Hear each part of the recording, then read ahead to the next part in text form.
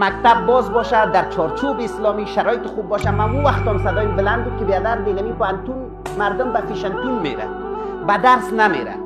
حالی هم نمیگم مکتب بسته باشه، ولی بر تو میگم خواهر گلم، برادر نازنینم، اگه مکتب بسته درس بسته نیست دیگه چی کنم عزیز دل من؟ تا 12 را تکمیل کردیم. در یوتیوب انداختیم 100 نفر نمیبینه، 100 نفر همینایی که درس گفته رایی به اینالی میگن او کوکی نت که ببینیم. خب صحیح نت نیست، خیر دمون چیزای لچکی که 2 میلیون 3 میلیون میبینین همون نت از کجا میشه؟ من ایران هستم او را خارجی ها علاقه مند ماست میبینن. خب ما افغان هستیم با چیز لچکی نت داریم، با چیز بیهوده لچکی نبینیم کار نشن. خب با چیز بیهودی که بغیر درس بکنیم هیچ خیره که کس کار نشن. صحیح که میگیم تو همیشه بد نگیم بغیر درس چیزای خوب است، از اونم چیزای خوب است هرچی که میکنم. خب بغیر درس 4 میلیون ویو داره.